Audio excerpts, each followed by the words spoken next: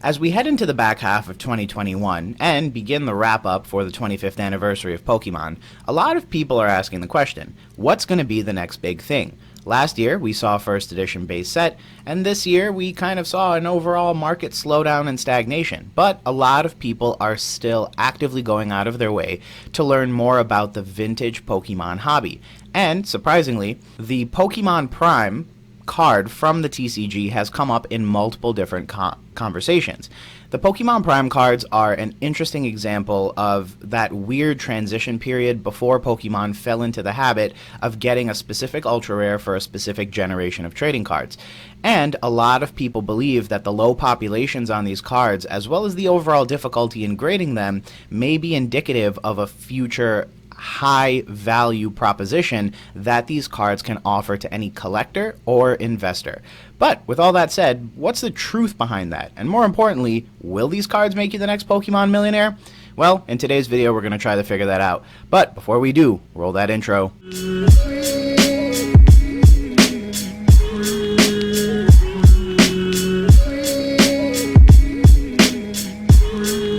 Hey Gengar Gang, what is going on? My name is Ryan, this is the Analytic Gengar, and welcome to another video. In today's video, friends, we take a comprehensive look at Pokemon Prime as part of another CardVault episode. Now, obviously, one thing before I get started is that CardVault is a really weird playlist on this channel. I originally started it for anyone who recently joined as a way of comprehensively reviewing sets, showing you top 10 and most expensive trading cards in a particular set, but what I realized, especially heading into 2020, was that prices were way too volatile, and a lot of the work that got put into those episodes was almost immediately invalidated, not because I was wrong or not because the data was busted, but rather because it just wasn't timely enough.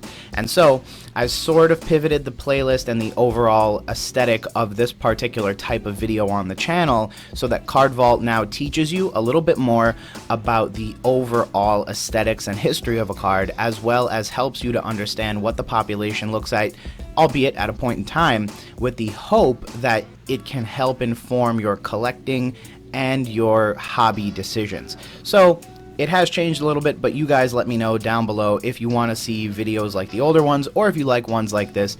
Either way, I'm happy to keep producing them. Just let me know down below so that I make sure that the content being created is catered to my audience. And now, with all that said, let's go and get a good look at what Prime cards are. Now, this Bulbapedia article is pretty easy to find. Just Google Pokemon Prime, link down below if I remember.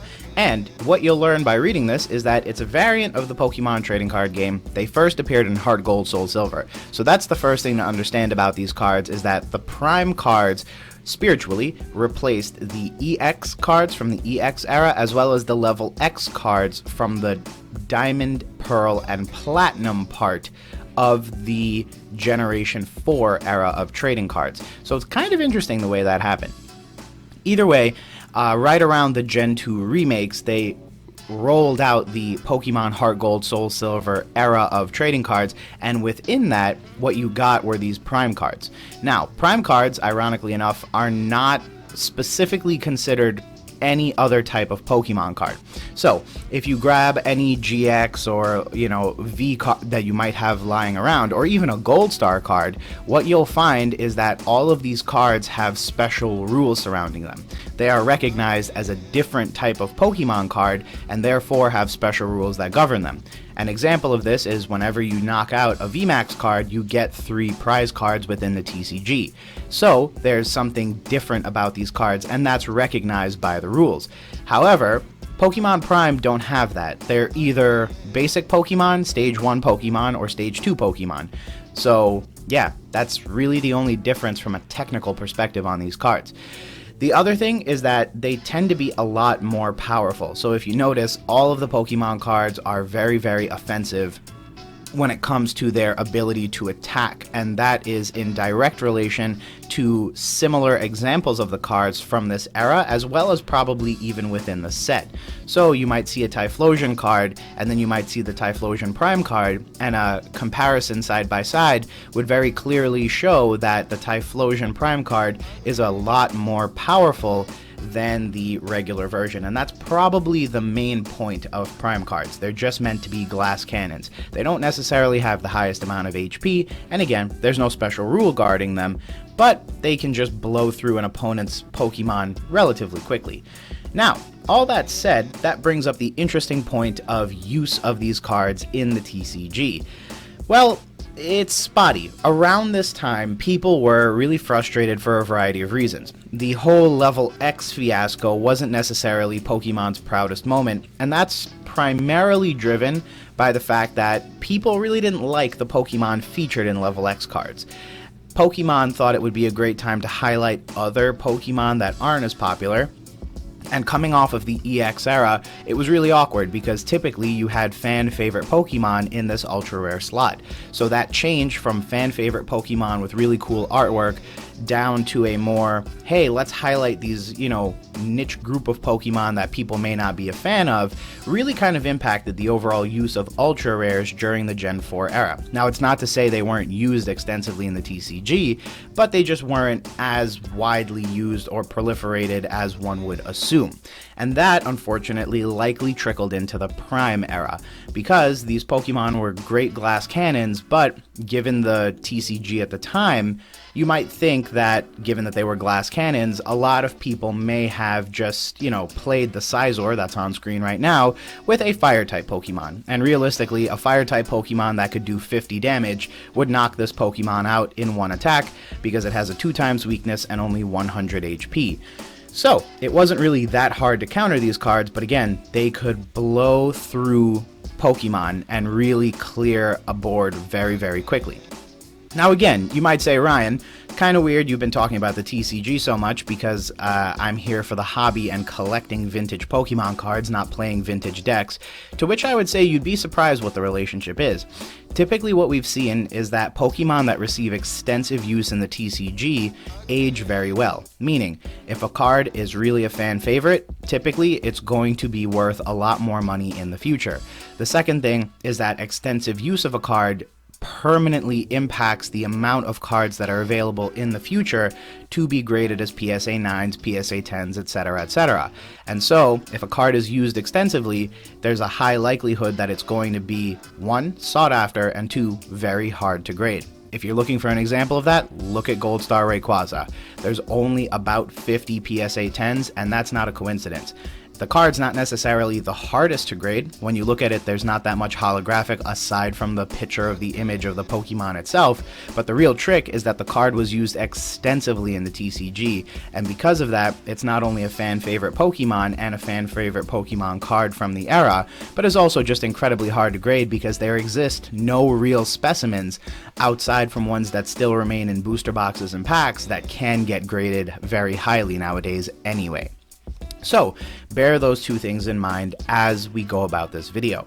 Now, to quickly run through, here are all of the Pokemon that have appeared as a Prime card. As you can see, it starts in Heart Gold, Soul Silver, works its way down to Triumphant, so you basically have coverage across the entirety of the Generation 2 reprints from the Generation 4 era. And there are 3 promo cards as well, a Feraligatr, a Meganium, and a Typhlosion, and those 3 came in tins, if I remember correctly. So you had the tins with the 3 starter Pokemon, as well as the 3 starter Pokemon in the Heart Gold, Soul Silver base set anyway. Now, if we go over to Cerebi.com, the one thing I wanted to show you all was the actual Pokemon themselves. So, as you can see, there's the Ampharos, Blissey, Donphan, the Feraligatr, Meganium, and Typhlosion, the Crobat, Kingdra, Lantern, etc., etc. My personal favorite, of course, has to be the Tyranitar, but the Espeon and the Umbreon are also super dope, and I have submitted quite a few of them to get graded myself. None of them are really outstanding. I don't necessarily think one of them has a shot at a PSA 10. I mean, we'll certainly see. But I will say that one thing is that these cards are incredibly difficult to grade. It's not a coincidence that many of these cards have low populations, and that's likely due to the fact that they're just really, really shiny. As you can see, the holographic pattern on this stuff is very similar to EX and Level X and the Call of Legends cards, which is not a coincidence. Those cards have a lot of holographic around the border, and it's incredibly easy to scratch that border simply by mishandling this card. And the thing is that since there's such a large holographic area, the problem is only magnified because all it takes is the slightest hiccup and the card is permanently damaged and will not receive a higher grade because of that scratch. So that's part of the reason why these cards are so incredibly difficult to grade and has a drastic impact on their possibility of grading high. Down here, really quickly, I did also want to call out the promo cards. So here are the promo Pokemon that just basically get a different view than the view that the original Pokemon gave you. Again, super cool, super neat. As you can see, one of the things that I had mentioned is that almost all of them, in fact, I think all of them, yeah, have a weakness, although not all of them have a resistance. And for anyone who's unfamiliar with the TCG, a weakness basically doubles the damage that's done to a Pokemon. And then the other thing is that a resistance usually mitigates some of the damage, but it doesn't half the damage, it just takes away 20 from the damage. So although resistances are useful, they're not quite as impactful on the game as weaknesses are. And given that each and every single one of these Pokemon has a weakness, it can be a bit of a pain. The other thing to note is that many of these Pokemon don't have HP higher than 150. Tyranitar has 160, but other than that, what you typically see is Pokemon within the 80 to the 120 range. And again, that's what I was getting at earlier. There's a really significant impact to the viability of these Pokemon long term, which means they may not have been used as much as we would like to believe, or as similar ultra rares from the era or the previous era would have been. Again, theoretically, what that means for us is that there should be more of these out there for us to buy and grade today in really good condition.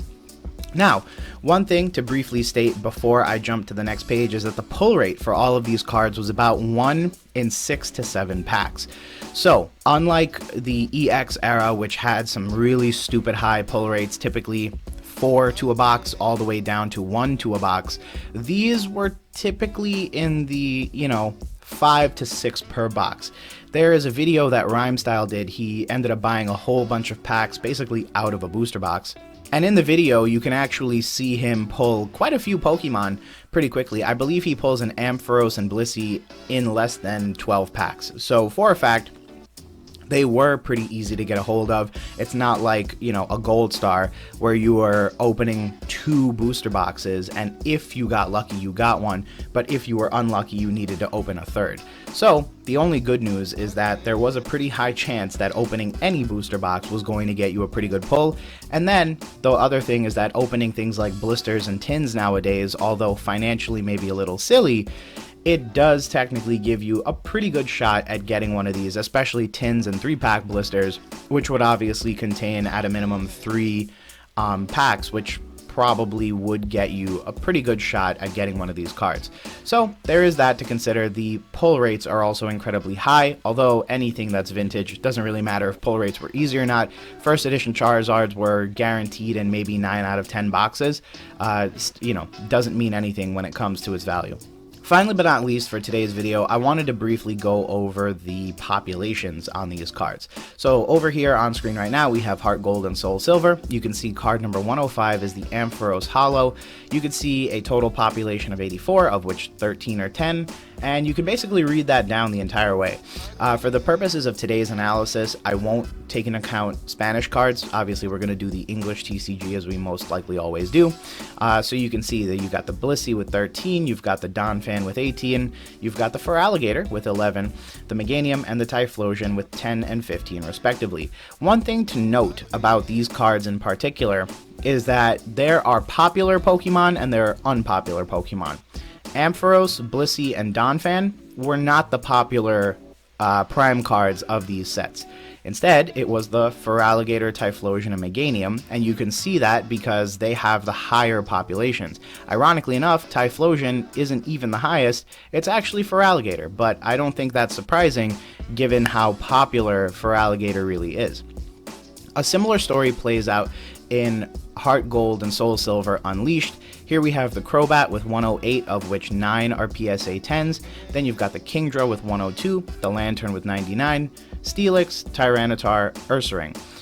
Tyranitar has the highest at 120 and approximately exactly 10% of the population is PSA 9, 56% or nearly 50% of all cards grade a PSA 9, and then you've got some ones down below. Next up, we have Heart Gold and Soul Silver Undaunted. Here we have something that's really interesting. Undaunted has the evolutions, and my original theory was that they would be very high population and they would also be very hard to grade. Kind of right on both counts. So the Espeon has 234 cards in total that were submitted, only 34 of which have graded a PSA 10. However, if we're comparing that to the Tyranitar example within the last set, that's actually a higher percentage. Almost 15% of those cards grade a PSA 10. Now, does that mean Umbreon is, or rather Espeon is harder to grade? No, I don't believe so at all. Instead, what I think has happened is the card is just submitted with significant volume, and there are enough specimens of the card that exist in the world that it's possible to get 15% of all cards submitted to grade a PSA 10. Doesn't really surprise me, and I think that that was more or less just expected given all things equal. Now, next up we have the Hound Doom with 108, the Raichu with 166, the Scizor, which gets no love at 99 cards total ever submitted, but look at that, 22 cards, so about 20%, more than 21% of all cards ever submitted ended up grading really well. Same thing with the Slowking, you have almost 30% of cards, and then the Umbreon is a similar story to the Espeon, 256 cards ever submitted, of which 37, so easily more than 10% of all the cards, grade a PSA 10. Again, indicative of the fact that there are enough of these left in circulation that are mint enough to get a PSA 10, and this card is getting significantly submitted so that it's really not an issue. Next up, and finally but not least, is Heart Gold Soul Silver Triumphant. This is going to wrap up the Prime era as well as the Generation 2 Heart Gold Soul Silver era that was printed in the larger Gen 4 era. Here, we're going to have the Absol, a pretty fan favorite Pokemon, had 144 of those submitted, 41 came back a PSA 10. You've got the Celebi, 230 cards, so basically on par with the evolutions, of which 71, almost 30% of the cards graded a PSA 10. You've got the Electrode, you've got the Gengar, of course, not a surprise there that 267, the most of any regular quote-unquote Pokemon for the Prime cards, with 77 having graded a PSA 10. Machamp, Magnezone, which I believe is one of the only Generation 4 Pokemon to receive a Prime card. And then, of course, not to be outdone by Gengar, Mew, the everyone's favorite Gen 1 legendary or mythical Pokemon, I don't even know what they're called at this point, is the card that was submitted the most. You had 319 submitted, of which nearly 50% graded a 9, and of which nearly a third graded a PSA 10. So, again, evidence to the idea that this stuff was not going to be in short supply at all. Now, one thing I did want to contextualize. If you scroll through this, nothing else is getting submitted with that volume. You have this Electivire Holo pre-release that got 24. Aside from that, nothing major gets submitted here. In fact, just the Prime cards alone account for a significant portion of the total. And one thing I noted is that happens pretty much everywhere. The mark of a great set, and the mark of a set that's going to be memorable, is a set that gets submitted with volume. But when only certain cards from a set get submitted, it means that the card is more important and more impactful to the hobby than the set was. And if you need any evidence of that, look at something like Hidden Fates. It's universally loved, and its pop report is a enormous number. And that's because every stinking card gets submitted because everybody loves that set and they want one of these cards in their collection. As opposed to sets like these where only certain cards go ahead and get submitted because no one really cares about the Azumarill Holo. So, now that no one cares about Azumarils, let's talk about the final takeaways from today's video. Well, Pokemon Prime cards are a really cool and interesting part of the history of the TCG. They are Gen 4 cards, which means more or less they are considered widely and universally vintage. There's no questions about that. And so, you can only expect the price of these cards as well as their overall rarity to continue to increase.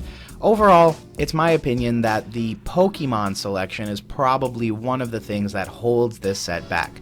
Fan favorites like the evolutions were smart to include, and given that the EX era and previous eras had many of these cards as holographics, it's not a surprise that by and far these Pokemon were included as prime cards as well.